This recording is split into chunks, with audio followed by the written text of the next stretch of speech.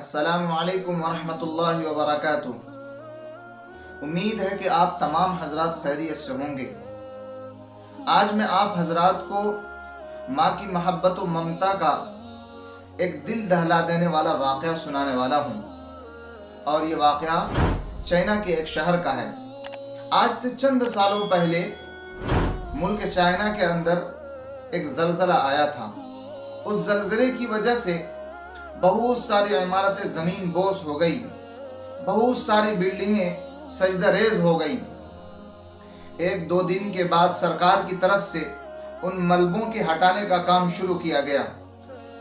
جب ملبہ ہٹایا جا رہا تھا تو مزدوروں نے دیکھا کہ ایک عورت اور ایک بچہ ایک کنارے میں پڑے ملبے کے نیچے دبے ہوئے تھے، اور وہ دونوں بے ہوش تھے۔ مزدوروں نے اسے نکالا اور نکال کر فوراً ہاسپٹل لے گئے۔ وہاں پھر اس کا علاج کیا گیا۔ جب وہ ہوش میں آئی تب ان کی انگلیوں کو دیکھا گیا تو ہر ایک انگلی ان کی کچلی ہوئی تھی۔ تب اس سے اس کے بارے میں پوچھا گیا کہ آخر آپ کی انگلیاں کیسے کچل گئی ہیں؟ تب اس عورت نے جواب دیا کہ اصل میں جس وقت ہم وہاں موجود تھے اور زلزلہ آیا تھا، اوپر سے عمارتیں گرنی شروع ہو گئی تھی، اور جب اوپر سے ایک ملبہ ہمارے اوپر آ رہا تھا تو میرے پاس میرا بچہ تھا۔ میں نے اپنے بچے کو بچانے کی خاطر کونے میں بچے کو رکھا اور اوپر سے میں لیٹ گئی۔ وہ ملبہ میرے اوپر گرا لیکن مجھے کچھ بھی نہیں ہوا، اور میں ہوش و حواس میں تھی۔ میرا بچہ بھی بالکل صحیح سالم تھا۔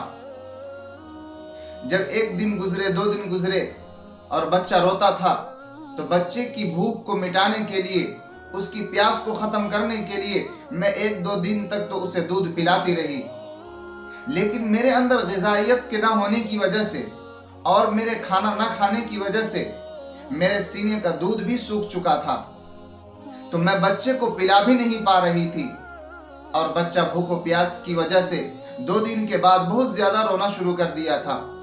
میں کبھی اپنا ہونٹ اس کے منہ میں ڈال دیتی، کبھی اپنی انگلیاں اس کے منہ میں ڈالتی، کبھی اپنی زبان اس کے منہ میں ڈالتی، لیکن پھر بھی بچہ چونکہ بھوک کی وجہ سے ہمیشہ رو رہا تھا، اور وہ چپ ہونے کا نام ہی نہیں لے رہا تھا۔ تب بالآخر میں نے سوچا، میرے ذہن میں یہ بات آئی کہ میرے جسم کے اندر جو دودھ تھا وہ دودھ گرچہ ختم ہو گیا ہو، لیکن میرے اندر ابھی بھی خون باقی ہے۔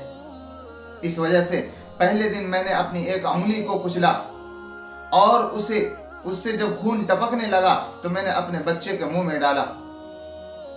1-2 دن میں نے یہ خون اسے پلایا۔ جب خون پلایا تو 2 دن کے بعد میرے جسم سے خون نکلنے کی وجہ سے میں خود بے ہوش ہو گئی، اور میرا بچہ میرا خون پینے کی وجہ سے وہ بھی بے ہوش ہو گیا۔ اور جس دن میں بے ہوش ہوئی، اتفاق سے آپ لوگ اسی دن اس ملبے کے ہٹانے کا کام شروع کیا تھا۔ ملبے کے ہٹنے کی وجہ سے میں وہاں سے صحیح سالم نکلی۔ آپ لوگوں نے ڈاکٹروں کے یہاں پہنچا دیا۔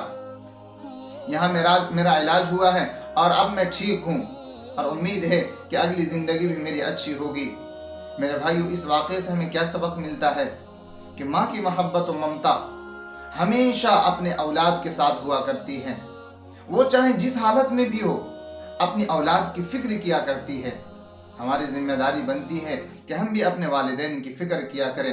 اللہ تعالی ہم سب کو اپنے والدین کی خدمت کی توفیق عطا فرمائے۔ آمین۔